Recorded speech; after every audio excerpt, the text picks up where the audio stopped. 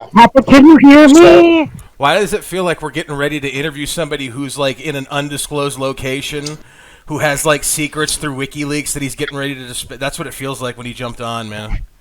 Well, that's the whole reason we're having him on. What you guys don't know is that Jeff is Q. That's no weird. such thing as The Q. documentary tells me otherwise. He's that. You better be in Sapporo, and you better be surrounded by hentai statues. I forgot something about this. I'm absolutely the Q. Well, Bob's the R. Where the hell did everybody go now? To check for new Q drops. This is already going to be a fun episode. Starting off the right way. Some empty chairs, a cum-stained blanket. Thanks, I hate it. It's not about you. It's not the John show. I beg to differ. Yeah, I know you would. You fucking goddamn blowhard. I think of him as kind of a young Kevin James. Yeah, you're. That works. Fuck you. Yeah, you're definitely more of a Paul Blart. Please get on a Segway and go through the mall. Ever since they closed the smoke shop down, I've been looking for purpose. All right, new episode, and this is going to be a little bit of a different episode because it's going to be based around, many topics, but all around one documentary in particular that we all watched this past week that I'm sure we all have thoughts and feelings and theories on. I'd like to welcome my roommate and brother Jeff to the podcast because if there's somebody that I clash with political opinions and ideologies with, it is this man right here. So I kind of wanted to make this a little even playing ground, and unlike us, when we're watching and reading comic book movies or reading comics and pop culture stuff, Jeff's that guy who's on the internet reading news articles and doing deep dives into stuff. So I thought he would be a very good guest to have on this episode. Jeff bases his opinion on facts and not feelings. Is that what you're saying? Like he actually educates himself on the current up-to-date events? That's weird. How many of you assholes on here have actually been on 8chan, or 8kun as it is now? Can I say I've never actually even heard of it until watching this documentary? Same. I don't have any social media presence. I don't have any online presence. It's a 90s-style message board where you can share a bunch of bullshit, so I figured somebody here has been on it. And it's got a racist name at the end of it. Jeff, have you ever been on QChan or the actual website? No? Okay. No. Read it over the years and the original 4chan, but no. I've been on Reddit. Okay. Same. Reddit, 4chan, same. Never been on 4chan. Okay. Never been on 4chan either. I've been on Reddit a few times now. I honestly did not expect anybody to listen to me and watch this fucking show. I just threw it out there because I thought it was as entertaining to me the way Tiger King was, and I never really took it seriously. I know it really happened. So I don't really have a strong political opinion on it the way you guys do. I just was fascinated by the batshit characters in it. Before we go any further, I do want to tell a really quick story of something very, very strange that happened about 2 days after I finished the documentary. Something showed up at my doorstep. No fucking return to sender address, nothing like that. All of a sudden, this... it showed up at my doorstep, and ladies and gentlemen, that's what you call dedication to the bit. I have no idea what it means. I have no idea who sent it. With that type of lighting, I'm going to say it stands for Queen. And moving on. You know what would have been great is if it would have been a rainbow-colored Q, and it would have been like, yeah, it's the last letter in the LGBTQ. Someone's trying to tell you something. I don't know if it's if it's a gift or a threat or what, but it was very, very, very strange. John, I'm not going to confirm or deny the whereabouts or the origins of that Q. All I'm going to say is, where we go one, we go all. Jesus Oh my God, that would have been I'm gonna just put this out there. I feel that as if I wasted 6 solid hours of my life watching this. And I feel that I'm going to waste another 2 talking about it right now. Why do you feel that you wasted 6 hours watching? Did you not find any entertainment value in the craziness of these people? Did you not laugh and invoke any emotion? I found nothing redeeming about any of these motherfuckers. I agree with that opinion. I found it really hard to follow and just difficult to watch. That's how I felt about the first episode. The first episode, it took me 2 or 3 times of watching it before I got through it. I just couldn't get beyond, like, the fucking Butos in Florida. Like, yeah, I was telling everybody. I sit at the bar and I tell people, like, you don't want to watch that lamestream media. Q gives you the fat. Like, I couldn't get past that guy, and then I finally got through that. If you can get through that first episode and a half, like, it becomes an interesting thriller, and that's how I look at it. Nothing more than that. I agree with Jeff. Like, it was tough to get through for me in the beginning. One thing we gotta say for people who are listening to this podcast is, if you haven't seen the show Q Into the Storm, it's really not about the Q phenomenon. It's not about the movement. It's not about what they stood for. It was literally a guy trying to find out the origins of Q. He's the only person. I think. Sorry. He's the only one in this whole entire story that I liked, I found relatable, and I thought was a decent dude. Out of the whole entire thing and everybody they interviewed.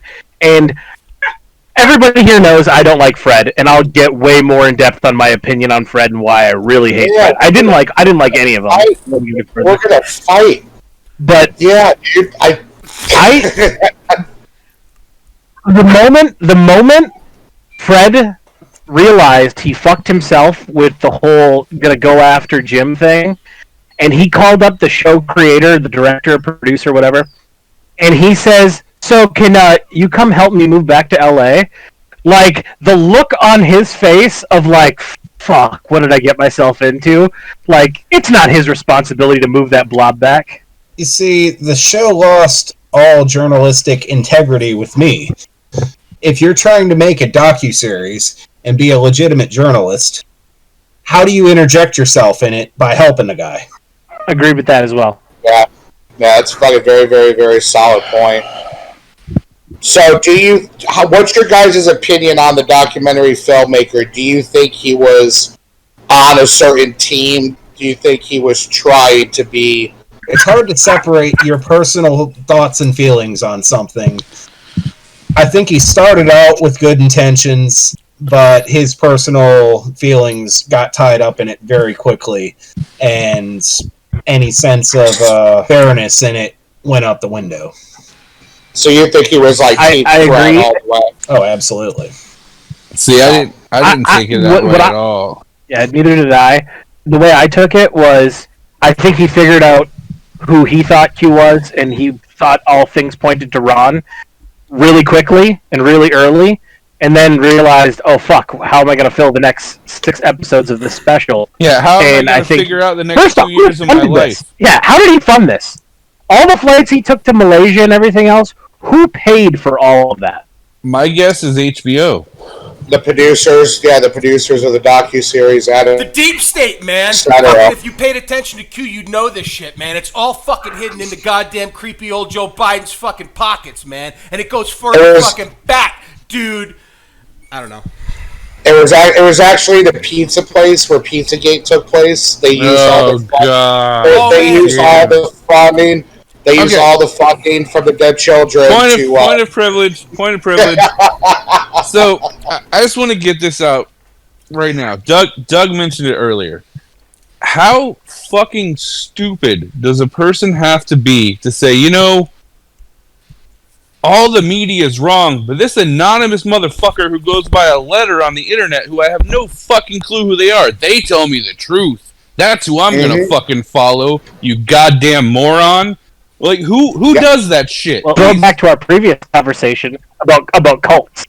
Like, here I think we have a prime example of a cult post-internet world. It's funny because I was thinking the parallels of this, it's like a digital age founding of the Freemasons and shit. There's some weird culty shit going on there. It's got the bait. There's a loose foundation of facts, a lot of bullshit, and weird ritualistic nonsense. It's something. It's hard to really. It's fun and interesting to have these discussions and that, but it's also for me like, what the fuck do you believe is real anymore? Like, you can listen to both sides or different opinions or different views or OAN or whatever the fuck you want to follow, but like, they're all different. They all believe and stand firmly behind what they're saying. I mean, like, I like to think I'm good at being able to tell the difference between bullshit. Like, I don't really believe that there are fucking people at the higher ends of government that are lizard people and unzip their fucking skin suits. Like, obviously don't believe that horse shit. And I like to think that the people who do, like, you're on a different plane of, like, high that I'll never fucking know. I really wish I could, but I never will. But at the Just same because you time, haven't had DMT with Joe Rogan yet. not yet. I like how you said yet. But at the same time, though, like, I've said it in the beginning, the same with Paul said it, Bob said it, but like, there's nobody in this show that's redeemable. I think the documentarian is the most likable person. I didn't consider the perspectives that Jeff brought up until now, and now I'm definitely thinking about him a little bit more. But of everybody I saw, he was the most tolerable. But at the same time, you're talking about talking on bullshit. Like, I rewatched the last 2 episodes this afternoon before we came on just to refresh myself, because I literally cannot. Yeah, I watched the last one. I can't retain shit the way I used to. I forget shit immediately. And one thing that stuck out to me on the last episode, and I was cooking, and I had it in the background, and I heard it's Watkins, right? Jim Watkins? Yep. He was at the Capitol siege right before it happened, when Trump was giving his speech and saying, like, we're going to march down there, and we're going to let them know what we think, blah, blah, blah.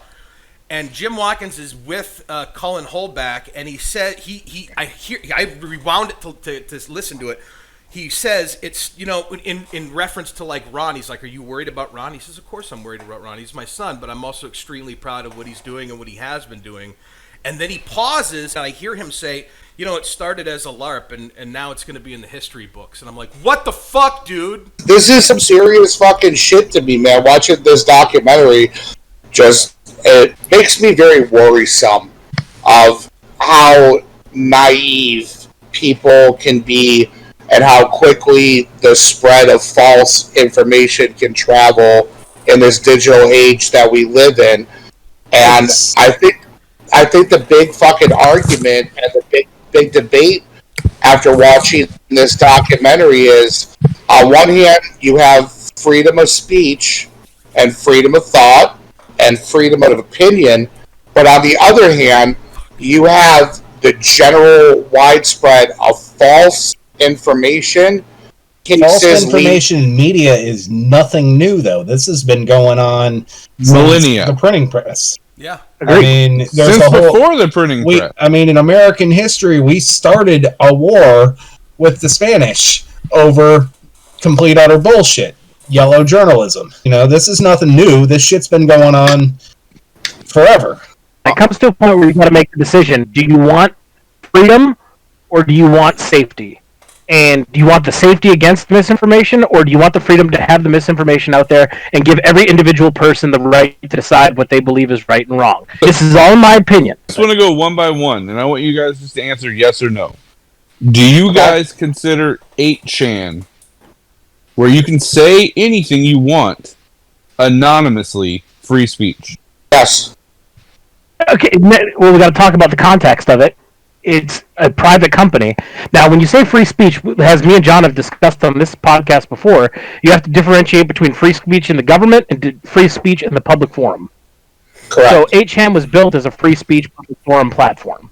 Mm-hmm. So yes, of course, I think it's something, a place you can go and have free speech because that's what the creator wanted it to be. What I'm talking about is making laws against people from saying you can't dispose misinformation. Like, you can't say anything unless you know it's 100% fact. We'll get around to that part. Right, because who determines what's fact and what's... Exactly. Doug? Watching, look, my thoughts are going to be jumbled, so I'm going to try and tell you what I'm thinking as best I can. But my thoughts on freedom of speech, I want it to be very clear. I think everyone has the right to believe what they want to believe. I think they have the right to believe the religion they want to believe, or not religion they want to believe, whatever sex they want to be, or whoever they want to fuck. Everyone should be able to do that. This documentary, for the first time ever in my life, really made me take a look at the idea of freedom of speech. While I will defend the right to have the opinion, to say what you want, to have the discussion. That's my biggest fight with freedom of speech, is being allowed to have the discussion and not be vilified for fucking up and saying the wrong word or thinking the wrong thought when you're just trying to get an understanding. Like, nobody wants to take the time to hear each other's sides and see where each other's coming from. It's Bob and I talked about this week. The Last of Us 2, a video game which we both enjoyed, got a lot of shit when it came out because it, spoiler alert, killed the main protagonist that everybody loved from the first one. But what I enjoyed about the game was getting to see the perspective of the person who killed that protagonist and why they did what they did, because everybody has a fucking story. Everyone thinks they're the hero. Everyone thinks they're the hero. Beautifully in the documentary, when he's talking to the guy who wrote the book Q, and he said, villains don't understand they're the villain. They're in their story, they're the heroes. How They're do you the hero, yeah. You know, so that really kind of stuck with me. Now, what really fucked with my belief on my not my belief, but it fucked with my thoughts on freedom of speech was 8chan's involvement, and it's not 8chan, but the involvement of the use of 8chan in promoting. And I'm not saying it's because of it, because he certainly got it from other places, but the beginning with the Christchurch massacre. While I believe everybody has the right to say what they want and think what they want, when you start allowing someone to, and it's not even 8chan, because I believe it was Facebook that he streamed it on, but like when you, it was multiple platforms. It was all of them. It was Twitter. It was Facebook. It was 8chan. That's where it was Reddit. He used all of it. The main point that I took about that is about the people on 8chan were the ones that were really fucking cheering him on and being like, this guy's my fucking hero. This is long overdue, blah, blah, blah. Like, you literally have a live feed of a mass shooting, of a racially motivated mass fucking shooting, and there's an entire thread of people, a community of people, if you will, that are cheering this guy on as the fucking hero in this situation. And this is where I have an issue. Right here, what we're talking about. So you have this bastion in place of freedom of speech. Then don't be fucking anonymous. Be who you are. Hiding behind a fucking fake screen name, fuck you. You're afraid of your own beliefs, otherwise you'd put it out in the real world. So I'm sorry, I don't buy into that bullshit. I don't disagree with you. Yeah. What's the solution? Go back to having sites where you have to have some form of identification. But my whole thing, when you've got people, like, they said, oh, you know, how much child porn gets put up on here a day? Well, we try to get down as much of it as we can. Sorry, that's fucking problematic. As much of it as we can is not an answer. Well, do you know, I don't mean to derail you, but there's a comedian, and of course, his name is escaping me off the top of my head, but he died recently. But he was a famous Boston comedian. They made a documentary about him called Call Me Lucky, right? Barry Crimmins. I apologize, Barry Crimmins. He was a legendary comedian in Boston that people like Louis C.K., Patrice O'Neal, Bill Burr respect and love. And you learn he was raped as a child. And he spent the last 20, 30 years of his life fighting pedophiles online. Like, he was the one who discovered that in the beginning of the internet, AOL was becoming a meetup place for pedophiles who were sharing photos. He broke it open for the FBI. There's a documentary about this? It's called Call Me Lucky, the Barry Crimmins story. It was actually funded and made. Louis C.K., I believe, paid for it. Like, Louis C.K. and Kurt Metzger toured with him and kind of revived his career towards the last 4 or 5 years of his life. And he died a few years back, but he was a brilliant. Bobcat Goldthwait made the documentary Call Me Lucky. He made the documentary about his life. Oh, no shit. And yeah, he was one of the people that inspired, and he's ridiculous. He's a funny, real political, like, just a guy who didn't give a fuck. Burned every bridge on stage. He's fascinating to watch. Barry Crimmins. Bob, you think that all public platforms that are private companies like Facebook and Twitter and that should have to require that all users identify themselves when creating an account? Is it like, is that what I'm understanding? At least have an email. I mean, you don't even have to do that on 8chan. I guess I don't understand what an email would solve, because I could create any email and make up any name I want on any But at platform. least there's a way to slightly trace it back to your dumbass.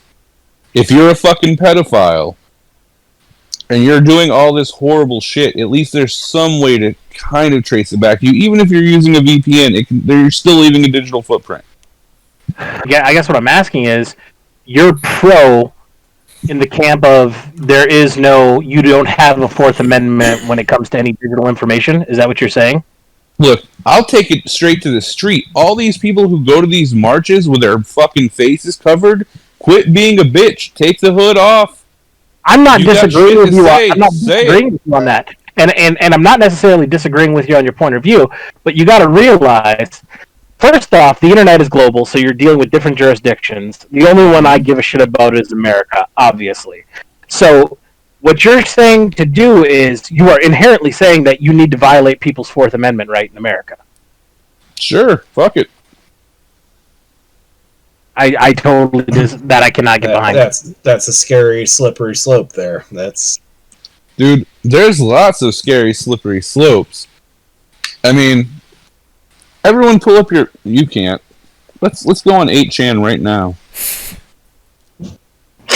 I'm just gonna go on 8kun right now and see what the first thing on the page really is. Sounds so awful when you enunciate the word coon. I'm just saying, it's... I wouldn't go on the website even if I had the internet capability to do it. It's not something I'd ever want to partake in or be a part of. Well, my point being, the fact is, what can you find just on the front page is all I'm getting at. Well, didn't they say at the end of the document... You mean on 8... I'm not going to say that name. But didn't they say in the end of the documentary that, it had just become a thing for Q conspiracies, and then it was dissolved? I don't even think the website's active anymore, is it? It is now down. It's down. Yep. I just want to laugh at stupid idiots. Tiger King Season 2!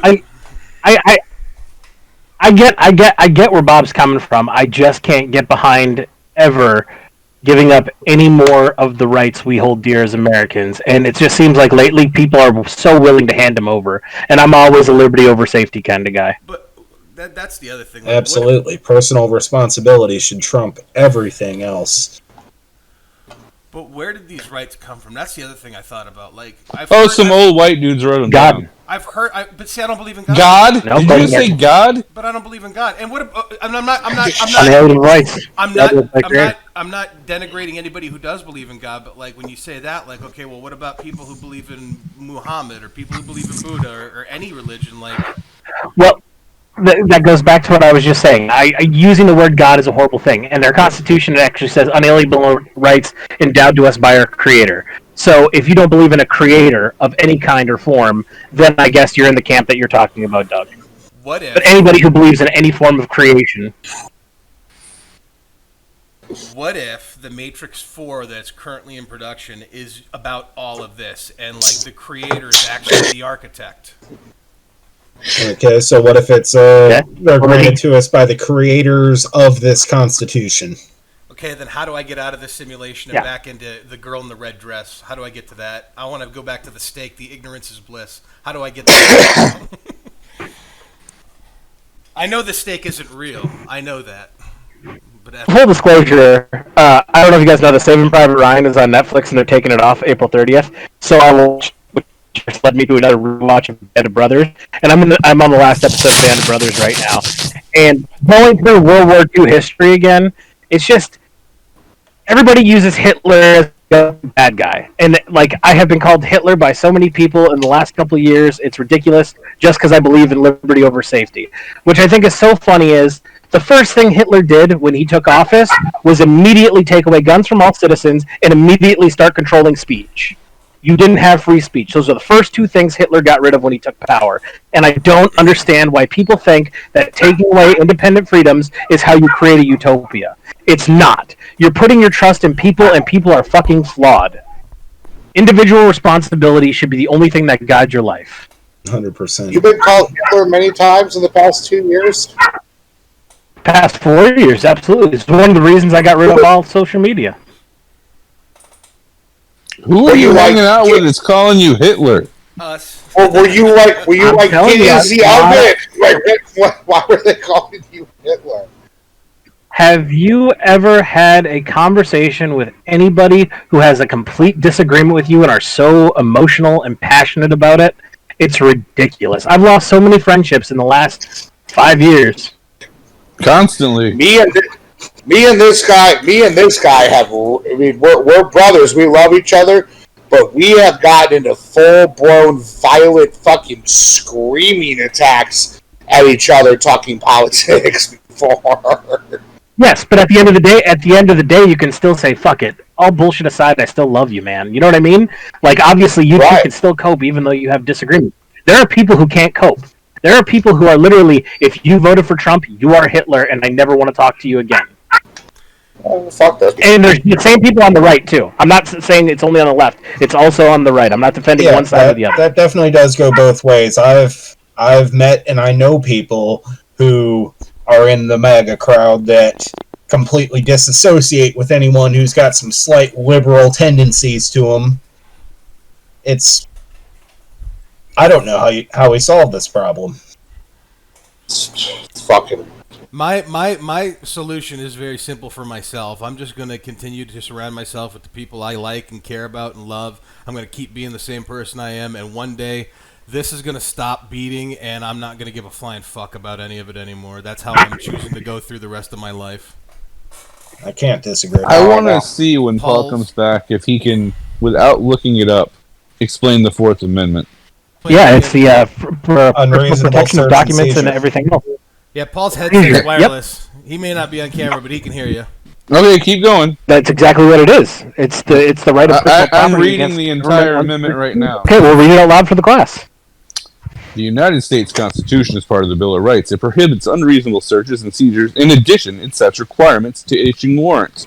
Warrants must be issued by a judge or magistrate, justified by probable cause, supported by oath or affirmation, and must particularly describe the place to be searched and the person or things to be seized. Point of privilege. Just wanting if anybody wants to take bets on like how quick the analytics are going to show that people click off this episode. Oh, no one's going to watch this episode. I actually disagree. I bet you people with open minds will watch this episode because we all have various differing opinions, and we're all civil to each other about them. We're not mean or hateful. I actually think this is what people are craving right now. And I see. If me and John go into our typical pattern when we discuss this kind of stuff, it might spike the likes on it. I'm totally. Some people like to watch a shit show. I'm totally going to put Q Truth Movement in the hashtag. But instead of saying Q Truth Movement, Corey Feldman's band's name is Truth Movement. I'm going to call it Corey Feldman's Truth Movement, but instead of C, I'm going to put a Q. There you go. Corey Feldman. Fuck that guy. Fuck that guy. I hope he gets molested again. Jeff is the gentleman you showed Red State to. That is correct. And after Jeff watched Red State, I think that he gave it the best review that I've ever heard or seen on it. He goes, John, I'm still trying to figure out what the fuck I just watched. And he walked out of the room. And he walked out of the room, and I was like, leave it to Kevin Smith to make a movie that at the end of it really makes you fucking How many think. years later, I'm still trying to figure out what the fuck I watched that night. That movie came out, I want to say 2010 is when it came out, so it's 11 years old. I still think that's why, if they had a one sheet for Red State, it would be hanging up behind They it. did. Okay, well, I turned 42 next April. There you go. All right. I'll keep that in mind. I'll probably pick one up before that. Yeah, I was just gonna send you this for your birthday so you can put it next to your poster. I think I'm going to go with the alternate spelling, CUE, personally. Yeah, I much prefer that. Bob, how are you doing? You look tired and grumpy. You look like the Bob that I've always known. I'm tired. I got my first vaccination shot yesterday, and it has made me extremely sleepy. Any other symptoms? A little bit of stomach upset. Like, just not upset, just not very hungry. Do you feel Bill Gates is that wires and oils coursing through your veins as the organic bio-nanotech grows? No. The microchips in the second shot. Are you telling me Skynet hasn't gone live yet? Cyberdyne's still offline? It's in the second shot. Is your cell phone reception better now? It's actually worse. And then I saw 12 Monkeys. I went and saw it Friday night, and then I went back to watch it again Saturday morning to try to make more sense out of what the fuck I just watched. I'm not trying to get you into anything because I know your plate's already. I'm not watching that fucking series. I'm just saying it's. Nope, not gonna happen. It's really good. Man. The movie is fucking perfect. Fuck that show. I'm not going down that hole. How's the Justified going, Bob? Season 5, episode something. I'm into the Canadians are in there now. I'm trying to figure out how it's gonna end. Just trying to get an idea if it's going to go like completely 180 or if I can peg it before it ends. Well, since you guys just fucking spoiled The Last of Us Part 2, let me tell you. You haven't played that yet? I haven't played it yet. The Last of Us Part 2 fucking dies. I kept him out specifically because of that, you asshole. Sorry, dies. But it is one of the... It is a perfect game. Have you played the first game? Of course. So the first game is completely about love, if you want to look at it from any point of view. And the second game is 100% about hate. And that's the game in a nutshell. From both aspects of the game, I would say. Correct. The game is so far removed from what you played in the first one that it's the same series because it has the same main character, but other than that, no. I got that from like the trailers and stuff that I've seen of it. I mean, it's on my list to play. I beat it in 2-3 days. Fucking powered through that game, and it was fucking amazing. We both did because this was during the pandemic, and I was only working 4 hours a day in the morning, and you and I were texting back and forth about where we thought the story was going in the game. And it really is the first game I can say I've played on the PS4 that has pushed the boundaries of the PS4 graphically. Like, it is really quite breathtaking, I think. Ghost of Tsushima did as well. Well, what I loved about the first game was like it was like playing a really well written and directed movie. That's exactly what happens in part 2.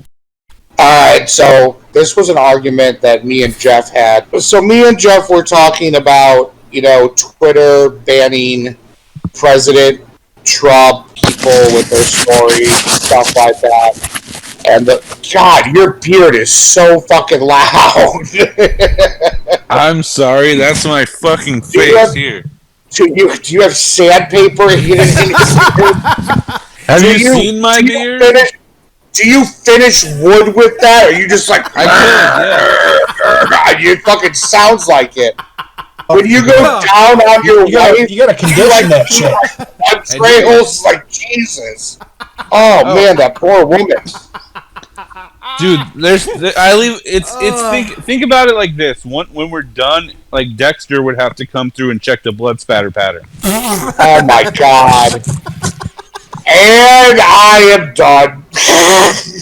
Twitter and Facebook banning certain profiles for whatever reason, and Jeff's position was that he was very against it, if I remember, and he thought it was bullshit and very anti-free speech and stuff like that. And my argument was like, well, these are companies, and you're using their product and their platform.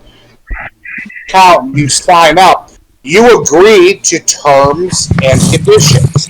And in those terms and conditions you agree to, it states like, you cannot organize fucking hate rallies on this site or post. Right, you're not entirely wrong there. However, Point of privilege. You know what website doesn't do that? 8chan. 8chan. So you're not wrong with that. However, in the modern times, that has become the public forum. That's like saying two people can't have a conversation in the street. especially in this time where in states that aren't Florida, you're pretty much locked down and trapped inside your house with no communication to the outside world. It's Tag me in whenever you're done. Is it it opens up a debate. Is it really a private company or is it a public utility? Jeff, can I jump in? Absolutely. I don't want to overstep you. Here's the huge debate and everything that goes into this. History has a strange way of repeating itself. This prime example of what's going on right now can be traced back to AT&T and Bell South. It's kind of the same scenario. In the argument of whether or not a company is a publisher or a platform. Okay? So Right. if they're a publisher, which means they have terms and services that they can shut down whoever they want, great. But then they shouldn't be afforded the luxury of 230, which is a law that protects the company from being sued. AT&T back in the day in Bell South had a law put into place because people were trying to sue them for crimes that were happening over telephone calls. They were trying to say they were responsible for it because they were allowing it to happen on their services. The government stepped in and said there's no way that they can regulate that. It's not them, so we're going to protect them from lawsuits. These companies have that same protection. So if the government is protecting them from being sued, then they shouldn't be able to censor whoever they want to do. And that's why the big argument around 230 is going on. Well, I have no problem whatsoever with them having terms of service and you violate them, you're kicked off the platform. I'm good with that. But if they're not careful and they're only banning one side of the argument and it's blatantly obvious where their opinions lie and who they're getting rid of and why they're getting rid of it, they're going to get themselves fucked over because their laws are going to be created that stop them from doing that. Where this had all been avoided if you call yourself a free speech platform and let it happen. This is why these arguments have to be had, is because, yes, I do agree that a lot of this shit isn't right and shouldn't be posted, but they're also going to get people who are not doing anything wrong but are censored because of a political opinion. So, it's going to play out in the courts, but the question is, are they allowed to be a publisher or are they allowed to be a platform? Because if they're a platform like the phone companies, then they have the safety, but they have to let government rules apply to them. If they're a publisher, they can regulate and cancel whoever they want to, but they don't get those lawsuit protections underneath them. So the prime example of this is if you read an article on CNN.com and it slanders you, you can sue CNN.com because they're not protected under 230. Right, because it's gone through their editorial process and they decided to post this on their platform, on their media But source. if Jeff goes on Facebook.com and slanders John, Facebook's not going to get sued for posting slander. Only Jeff's going to get sued for posting slander because he was the person who did it on a platform. Right, that makes perfect sense to me. Yeah, fuck around and find out. So I can go both ways on the argument where I can understand them being able to do it, but the warning to them is and joking aside, John, they keep fucking around the way they're doing. They're going to find themselves in a huge legal battle. Right now, with the current administration and the Congress, the Senate sits, they're not going to get touched at all. But the pendulum swings, and enough people make it swing, the laws are going to be enacted. While we're on that topic, I will not disclose whether or not I've been vaccinated because that falls under HIPAA rules, and I don't have to disclose that to anybody for any reason. That means you didn't. Whatever. It's cool. I'm ready for it. You fucking I can tell you what percentage of Florida has been vaccinated. Oh man, 31%. And I believe they're second in the nation. That's because we have the most old people. and now everybody that went down to Florida from Michigan for spring break is coming back, and a lot of them are starting to test positive. They're saying, Of course they are, because they're all assholes. Tell them to stay fucking home. I fucking hate people from out of town. Fucking hate season. Well, then you must hate everybody in Florida because nobody in Florida is from Florida. Except me. I'm from fucking Florida. I know a lot of people who were born in Florida. I know a few natives. I'm a fucking Florida native. Jeff, Florida born native. Jeff, tell them where you were born. I'd you like to fucking invoke my immigrant. Fourth Amendment.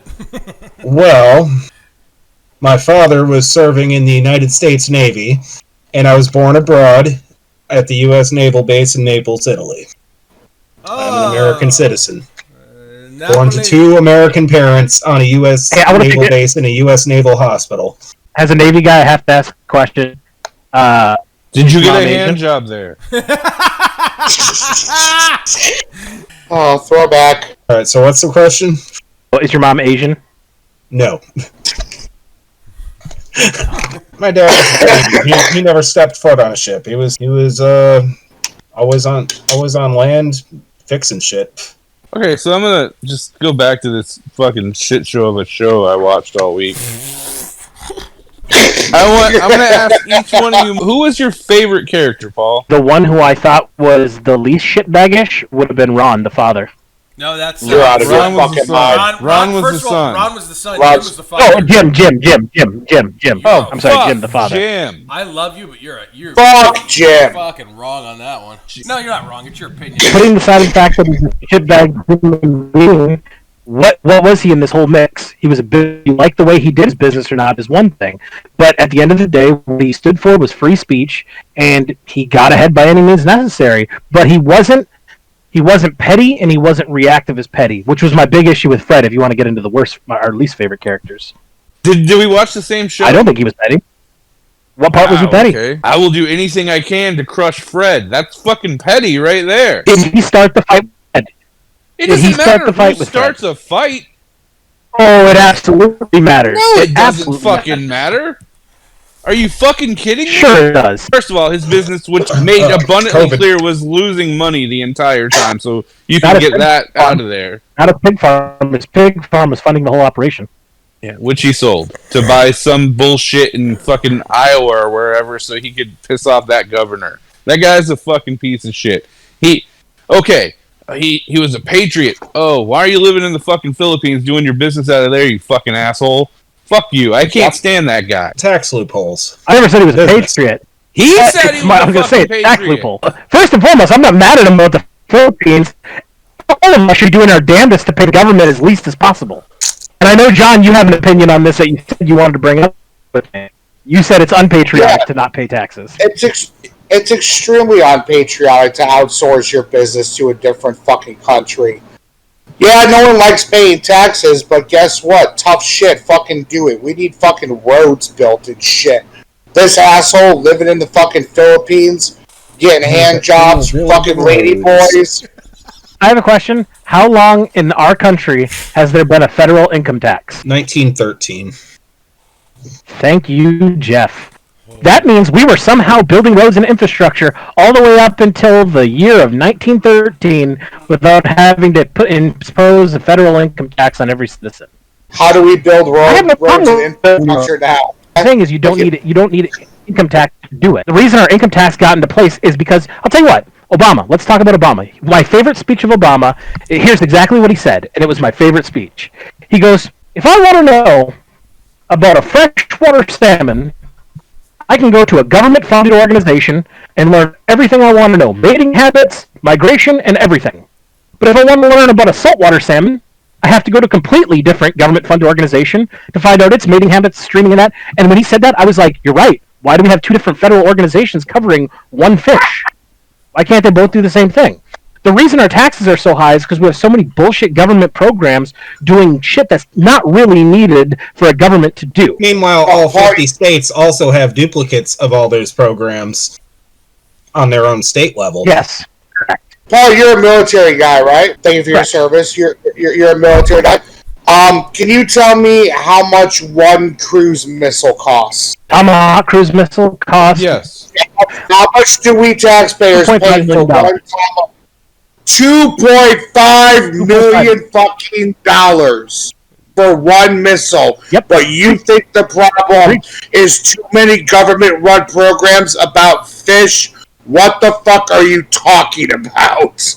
I think me being in the military is exactly the reason I do, because I think it's ludicrous to pay $250 million for a Tomahawk cruise missile that another country can buy from the same American company and spend a lot less. People charge the U.S. government because they know the U.S. government's going to pay the bill. Because the U.S. government doesn't give a fuck about their tax base. That's my whole point. I agree with you. I think it's absolutely wrong that we pay that. Our military is also supposed to be a defense force. What the hell are we doing fucking around in 87 different fucking countries at a time? Right. Because we are the New World Order. Whether you want to fucking admit it or not, America is that big swinging dick that likes to poke its nose in places so they can And I control don't shit. want it to be. I don't want it to be. I mean, just let's use the example. I was born on a U.S. naval base in Naples, Italy. How many fucking years after World War II ended was that? 40 years after the war was over? What the hell were we even doing there? And to Jeff's point, here's the big hidden secret. All the countries in Europe that everybody points to and says, oh, they're bastions for what we need to be, the reason they are is because none of them spend $1 on the defense force because the U.S. is the one who protects them all because we've been there since World War II. They don't have the army that we have. They don't have the Navy. They always depend on America. If we pulled out of these countries, those countries would be fucked because they'd have to start spending their GDP on defense and quit worrying about whether or not the American taxpayer is going to flip the bill to protect their borders. When we can't even protect our own, but that's here and not there. It's a very good point, Paul. You got to keep them fucking Canadians out. Absolutely. We've got to defend that border. He gets That's it. where it's all about. And I think we should extradite Randy Quaid.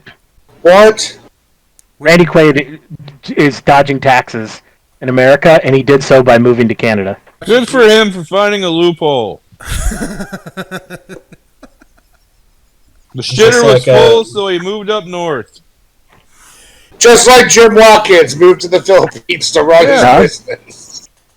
Absolutely. Bob didn't ask me, but my favorite character in this documentary, Oh, I was hands wanted down, everyone to go there. Charlie McGimperson is so listeners, cute.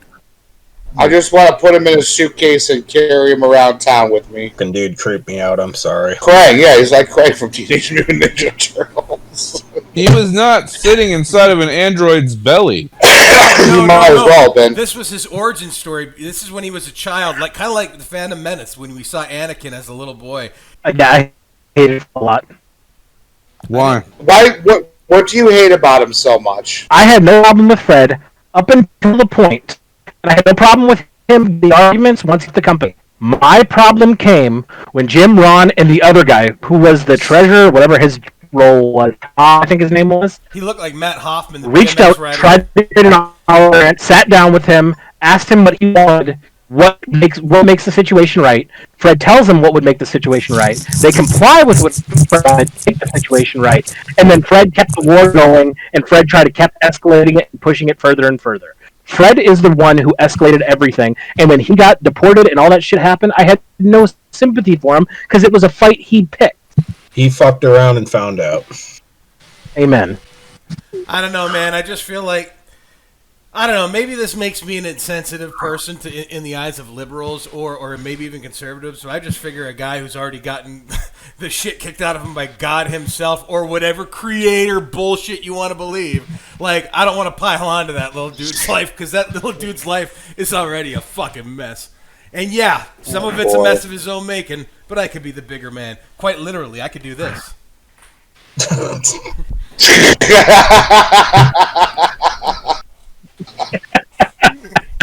God. But Doug, I beg to differ, Doug, because in the highlight of his life, when he was on top with his success, that dude probably got more pussy than anybody on this podcast will ever did you fucking see get. the pussy he was getting, though, man? This was like an American half star in the Philippines. Well, I just want to ask Bob a question real quick, because I know me and Bob have a strenuous past when it comes to fighting. Bob, what would you say in your life, like lifetime percentage, what percentage of fights did you start? At least 35. At least, so the majority of the fights you didn't start, right? No. I was brought up with a very simple rule. As before you killed my father, Prepared to die. my dad was old school in the fact that I can remember being in the fucking 3rd grade and coming home after being in a fight, and he said, "Did you start the fight?" I said no, and his next question was, "Did you finish it?" Finish the fight, yep. And if I didn't finish the fight, I got my ass beat by him. So And that's the exact same way me and Doug were raised. We had the same exact advice from our father. And that's how I've always looked at it. Now, if I go back in my history of my fight, I would probably say like 80% of the fights I didn't start. Now, when I say didn't start, I'm talking about throwing the first physical swing. you didn't swing first. Yeah. Now, out of that 35%, how many times were you provoked into swinging first? I'd say a good 50% of that. So, I mean, I definitely tried to start a fight with Doug. I tried. But the other half of the times, the other person provoked you and prodded you in to where you felt you had no other choice but to throw the first swing on him. Correct? You sometimes I was just drunk enough to where it made enough sense. Okay. Now that we've gotten through all of this, so by my calculations, we're roughly at 17.5% of the fights that you've had in your life, you were the one who initiated it. So a very small number.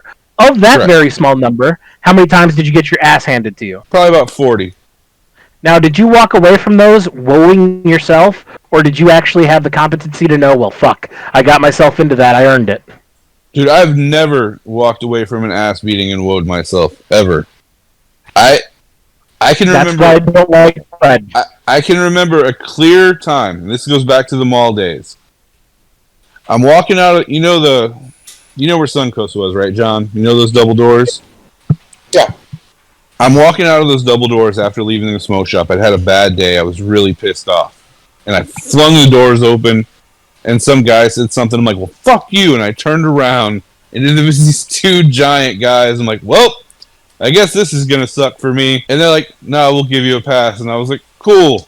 Because that would have really sucked. They were both like 6'6", 6'7", 350. And I'm like, we can do this, but it's not going to be fun for me. Yeah, I mean, I know what's going to happen here. To wrap up my whole point, that is the prime reason I don't like Fred. Me and you are very aligned, and we agree 100% on fighting and arguments and physical violence and stuff like that. But in the Fred's case, he picked a fight, and when he got his ass handed to him, he wanted the sympathy, and he was the victim. I'm sorry, you don't get it from me. You started the fight. I don't like Fred. It's almost kind of like you're talking about fucking Mr. Glass here, dude. He has the same fucking disease. You know what I mean? The only thing he's missing is an afro. I drew the comparison on him to like a Tyrion Lannister type character. Never watched Game of Thrones, so I won't get that reference. But You clearly did. You knew what he was talking about. I know Lannister. That's all I know. I see what you're saying, Jeff. The only difference is that Tyrion Lannister was smart. Yeah, you're right. Touche on that. Touche. You don't think Fred was intelligent?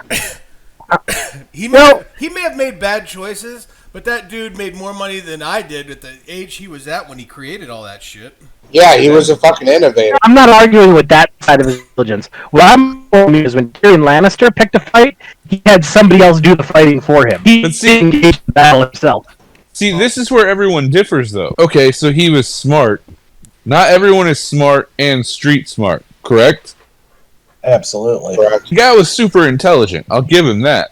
But he can't lift a fork without breaking his fucking arm. It's not like he's going to get into a fist fight with somebody. But he got tattooed.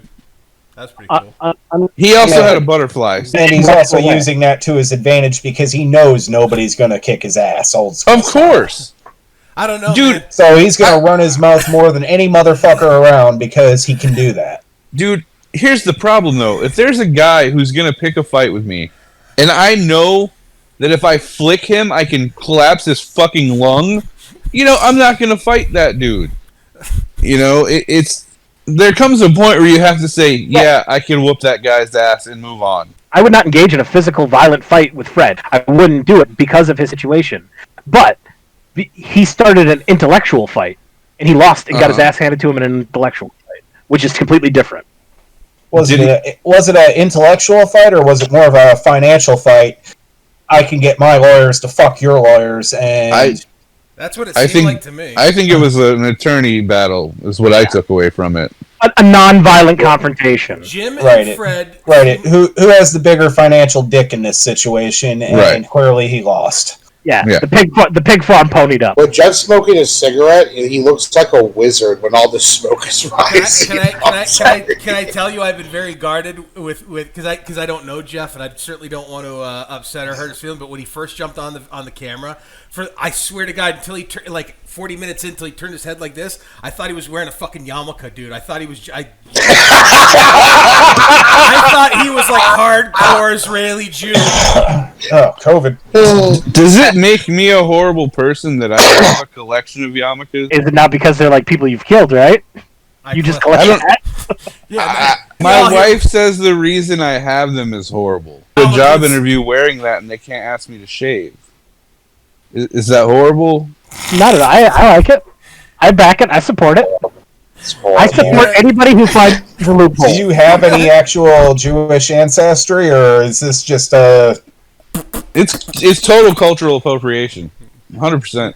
It's a long-running gag. Somebody gave me one, and then I was like, oh, that'd be a good thing to do. And I've never actually done it. But I do have a black yarmulke and a purple yarmulke, and inside the purple yarmulke it says like Yasmin's 15th birthday or some shit. Yeah, I've never worn it to an interview, but I've thought about it. Is it weird that I have a collection of quinceañera dresses? Yes! It seems like something you would actually have. And on this day, she really became a woman. I will keep this dress in my closet. Oh, man. Girl, doom, doom, doom. You'll be a woman. Did anybody else look at Jim and see, like, from the beginning of the show to the end of the show, it felt like I was watching Roller coaster of weight. not just the roller coaster of weight, but like a guy who is trying to be like live the life of the Beatles. Like starts out clean cut from Liverpool, fresh off the plane, and then like by episode 4, this is all. He looks like Salvador Dali. I've met a lot of people like Jim in the military, and one thing if you notice about the documentary, you never see Ron's mom, and I'll be willing to bet my life that. When he was in the military, he got lucky one time with some random girl, and that's where Ron is produced from. And he just never got out of the junior enlisted lifestyle, but he was smart enough to get businesses off the ground. And when you're in the military, Jeff, I don't know what your father's like, but there are people who can know how to get a business going while you're in the military by taking advantage of everything the military gives you, whether it's loans, business startup money, or college education benefits, and I guarantee Jim was one of those guys who literally got every single benefit he could to get off the ground and just knocked up some random chick. Because they never talked about Ron's mom, or you never saw her in the documentary. I don't see color the way that you do, I guess. Fucking racist. I am officially minority enough to say he looked Asian. What percentage of minority do you need to be to make these assumptions? Don't get it twisted. Don't get it twisted. Ron Watkins, a.k.a. Code Monkeys, a.k.a. Q, is 100% okay? See. Prince Philip died. Who?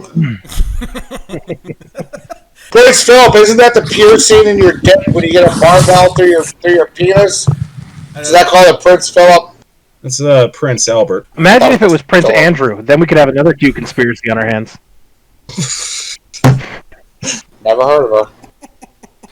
So, Jeff, who was your least favorite character in this documentary? I'm going to say the documentarian asshole who threw his entire journalistic integrity out the window by saving Wheelchair Dude. How can you say you're making a legit documentary and interject yourself into it? I know. I just keep coming back to that. So the guy who's like, I'm not a political person at all, and at the end of the documentary is a part of the fucking Capitol fucking march wearing a MAGA hat. That doesn't piss you off as much as the documentary do. He's actually an entertaining character to me. I think he's a fucking asshole, but he's entertaining. I'm not going to say I like the guy, but I like the guy. It's not the dishonest people you got to worry about. You always know the dishonest people are going to be dishonest. It's the honest ones you got to look out for. Like, you can't call yourself a journalist and unbiased and then be biased. Like, I get what Jeff is saying. I totally see where he's coming from. You know, Jim, he's a sleazy, just scummy fucking dude. You get that vibe from him the moment he's introduced in the show. And who created the show? This whole conversation that we've had so far, I find it funny that the only time that we brought up Ron, who to me is like the main fucking character in this documentary because he is Q. We haven't brought him up once. I don't like Ron. I absolutely hate him. Why?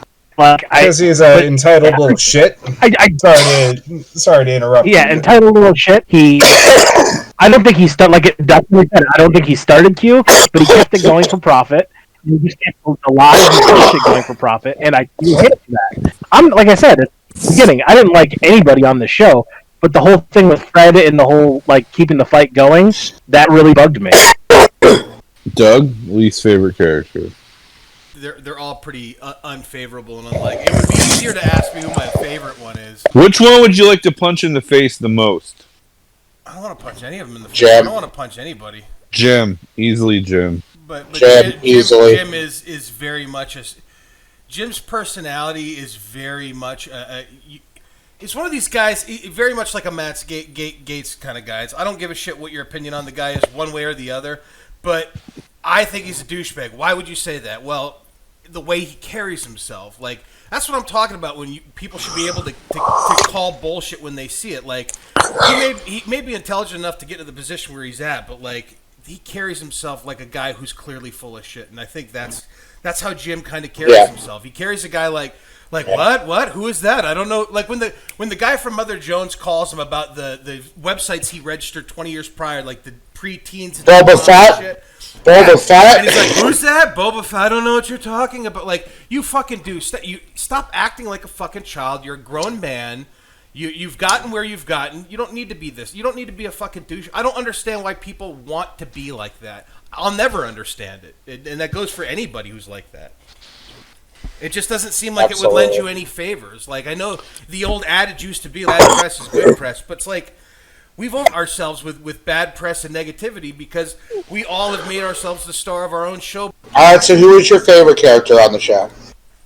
One of the background characters that aren't featured, really. Like, I like the dumb idiot. I feel bad for the Trump people, the ones that are showcased throughout the show, because they're the ones that you see showcased on any news network, whether it be Fox, CNN, MSNBC. They're always wearing the red, white, and blue apparel, the hats, the Make America Great hat, and you know, when you're missing teeth, I'm not knocking on people, but like when you're missing, when like the least thing about yourself that you give a shit about is your own personal health, and I'm guilty of this in the past myself, which is why this should count for something. And your biggest belief is something you don't. Well, Q said, like the guy I'm talking about, the Buteau guy in the fucking bar in Florida, where he's talking to all the overweight people smoking cigarettes at the fucking VFW bar, pointing at the TV. He's like, "That's bullshit right there. I tell everybody I meet who doesn't know me, I say, I don't know. I don't care what your political affiliation is. Whatever you watch on there, that's bullshit." Q, and he's holding this fucking phone. Q gives you the fucking truth. Q is the truth. Who is Q? You don't know who the fuck Q is. How the fuck did this fucking anonymous entity out of nowhere trick you into thinking he has the fucking answers, the be-all, end-all? That suddenly everything you've taught throughout your entire life is fucking thrown out the window in a fucking instant. I don't understand it, and I don't know why I got on that as my favorite character, but he's not really my favorite character. He's one I like. Him and that fucking overweight, redheaded, mullet, Jerry Curl, fucking evangelical guy. He's great. He's so great. He's so good. I want to hit him over the head with a brick. I love him. When he's sitting in the hot tub with the documentary guy, and he's sitting there shirtless with his fucking muffin body and his tits just flopping over, I'm like, dude. Again, you're a guy who's got confidence I will never fucking understand. I wish I had your confidence. Hats off to you, brother. When he's at the fucking fundraiser thing, and it's like he was clearly bothered by this night because the fundraiser was thrown by a known conservative and being entertained by Trump supporter and gay activist Ricky Rebel, and it's just that gay guy whipping his hair back and forth. You just see the evangelical guy just like, let's lead ourselves in prayer right now. Let's get ourselves a prayer circle going on. It felt like Tiger King. I'm sorry, Bob. I have a conspiracy about the conspiracy show. I am pretty sure Tom and Jim have been gay together for 20 years. Like closeted homosexuals. I believe it. I mean, it's a Philippines. Like, he's been with Jim since he was 20. Hasn't gone anywhere. Always fights to the death for Jim. Doesn't really care about Ron, but always wants to protect Jim at all costs. And Jim so there's two things that come into play there. I see that more as a dominant, submissive BDSM type relationship. That's his daddy right there. I just see it more as that's the guy who pays my fucking rent. Puppy. This episode went exactly how I thought it was going to go, and I'm actually loving every second. That's exactly what I expected to happen. I know, and I know you're not happy. I'm fine. Who is your favorite character on the show, Bob? Ooh. It's like asking me my favorite piece of shit in the toilet this morning. I know. That one that Agreed. crawled around and made the little ice cream swirl on top. No, they were all very loose this morning. Oh boy. Yeah, vaccine. My favorite character was the lady who was seating them at the bar, and then Ron's like, "Oh, she's a little fat, but she's cute." She had nothing to do with anything, and that guy felt a reason to be a fucking asshole. That was my I favorite thought we were character. talking about people that had credit. I don't know if I get credit or not. Didn't see waves in the hole. That's great. That's great. My favorite character was definitely the guy holding the microphone. What do you call him? The boom guy? Gaffer? The gaffer? Is that The what boom he does? operator? Yeah, The boom operator, yeah. The gaffer, yeah. That was my favorite character. But Philip Seymour Hoffman, the first time fucking Dirk Diggler fucks, he's holding the microphone, and he's like trembling, and he's like... And what I'm... And all I can think of when you're saying this is in Orgasmo, when he's like, "I don't want to sound queer or nothing. I love unicorns." I don't want to sound queer or nothing, but I think Geddy Lee's pretty kick-ass. I want to sound like a queer or nothing, but I really like to make love to you right now. All right, guys, it's 8 o'clock. I got some chicken marinating. We gotta wrap this up here. Is there anything? Is that like a code? No, I literally have like a whole bunch of chicken thighs marinating. Are you trying to say that John Q? It's possible. The chicken is marinating. Chicken is marinating. C-I-N. How many letters John, does that make? from the Was bottom. that used in a 13. movie? 13th of the alphabet's Q. It's Q. 17, by the way. So 17.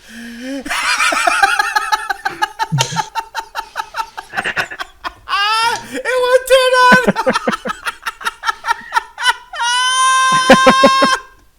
on! John has trouble turning things on. Not gonna lie, Jeff said it. Jeff, it's been fun having you. I've had a fun time listening to you. I'd be happy to have you back on. Mazel tov to you, my Absolutely. Islamic friend. Absolutely. Wait, Mazel tov, Israeli- Jeff. If you get canceled because of being on this show, we are not held legally liable. Dude, he lives with John. What are they going to cancel him from? What are they going to cancel him from? The box that they share together? Right? Oh God, that's so funny because we have transgender people living in our house. Cancel us away. I have a lot of friends who live that lifestyle, but most of them would not come on here because of the way things are said. And see, that's... And you know what? That's what bothers me the most, because I would like to think that if I did say something, or any of us said something, that somebody would feel... I like to think there's enough bullshit littered throughout this podcast that someone would be able to say, okay, some of this might be bullshit, but at least I can come on and have a discussion and tell them how I feel. I am absolutely open to hearing anybody, and if I'm wrong, if somebody can give me a point of view I'm not seeing, give me the chance to change, please, by all means. If we ever make enough money, I want to buy the rights to have our theme song to be the theme song to All in the Family. Because essentially that's kind of like what we are as a modern day All in the Family. Which one of us is Meathead? Probably a combination of you or me. I can't remember much John- about that show. Fingers crossed for Suzanne Summers. I mean, John's clearly Archie. That's Yeah, that's a given. Yeah, John is clearly Archie. Wait, I think that would make me Sammy Davis Jr. No, and So I then, think that makes you Suzanne Summers. and then and Paul is George Yeah, it Jefferson. does. Then. Paul is George Jefferson. Then, if John's Archie. Honky. John, I don't know what you think about our relationship, but if our relationship were to go to that level, I don't think I would be the Suzanne Summers character. I think you would be the Suzanne Summers character. Oh, I'm more of a power bottom, absolutely. And on that note, guys, thank you. Thanks, Jeff, for coming on. I will talk to you guys Yes, soon. thanks for coming on, Jeff. Absolutely. Love you guys. Have a good evening. Bye, Good guys. night. For having